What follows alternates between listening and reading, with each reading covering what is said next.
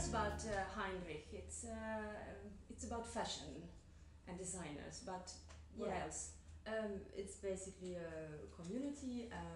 Everybody has their own brand and everybody rents a room so far, but we are a community and we help each other by information or just in a creative processes, or that we have a fashion designer, somebody who makes leather accessories or jewelry and or textile design, and then we exchange. Like if I want to make a textile design for my collection, then I could cooperate with a girl from the textile designers, and we exist since more than a year, and we were in some events in Budapest like the Design Week or the Budapest 100, and we had our own little pop-up stores or open studio days, and we think about how in the future we can make it more commercial so that we can also sell more, or that we have together more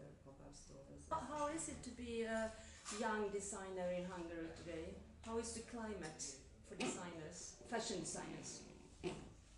Well, I think from the talent or from the way there's a lot of young brands here now in Hungary, young designers, and I think they have the same quality level than anywhere in the world now with trends and in fashion.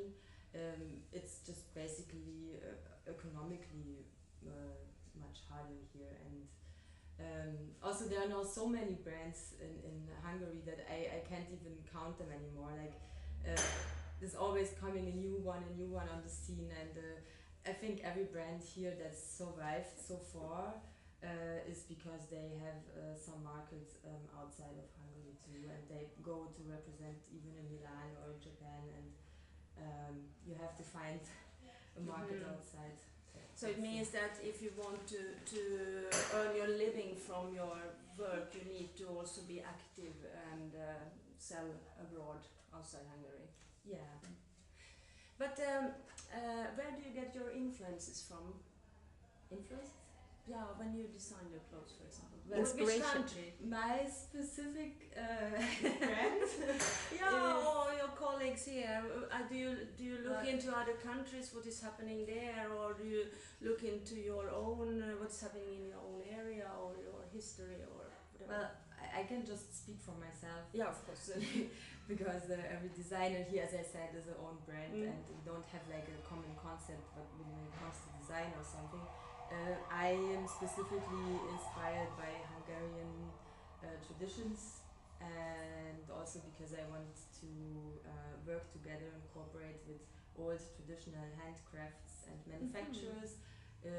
It's an idealistic reason, like, but more in a kind of a sustainability reason, that now production-wise I want to produce regionally, and I want to use old handcrafts and to keep them alive, and to have a dialogue between old and new, like modernity and old traditional things. And I think fashion-wise it's always a wonderful tradition to go to fall costumes in any country, but because I'm half Hungarian, I would choose the Hungarian part, and I don't go now to India or somewhere else. And I want to look what can I use here. Yeah.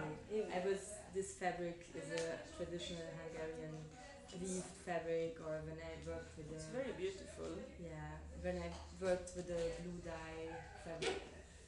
Yeah. So Yeah. So I try to do that. But most people here are more modern actually, with their designs.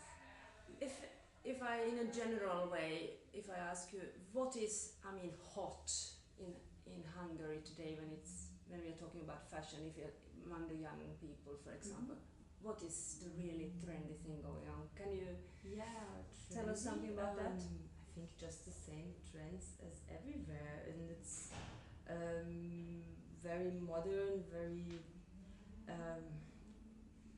clean, also like very modest, futuristic fashion.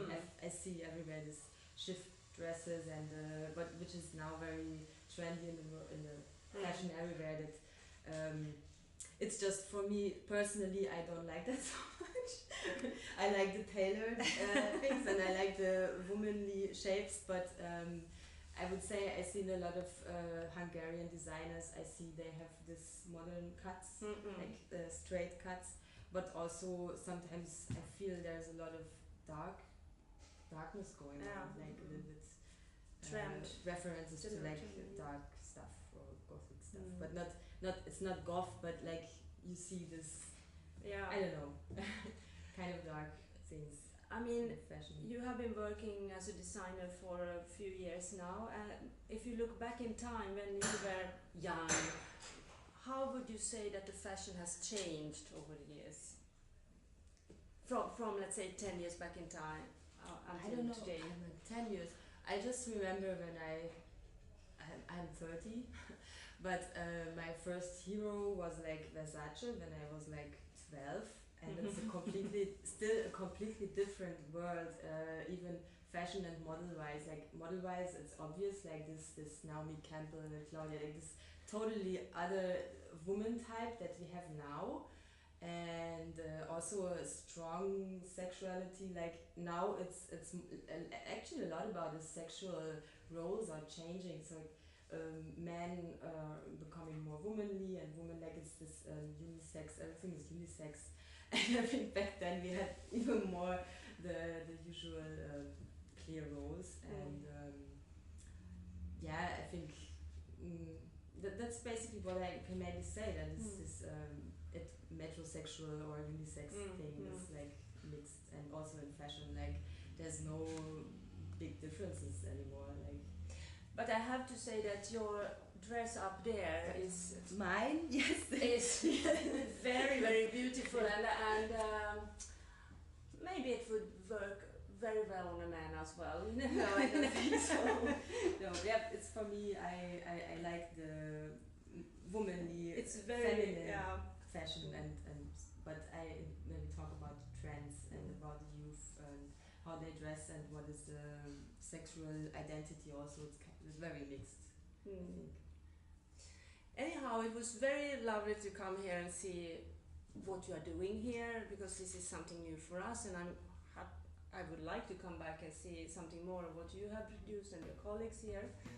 And the dog here is Chili, and she's the boss, just that you know, isn't you? Okay, thank you very much, and good luck with your future work, and I hope that maybe one day we will also see you in other countries, maybe in Scandinavia. Yes, I will. That's actually one of my targets. Oh, okay. Target is Scandinavia, so welcome to Stockholm then, or to Sweden.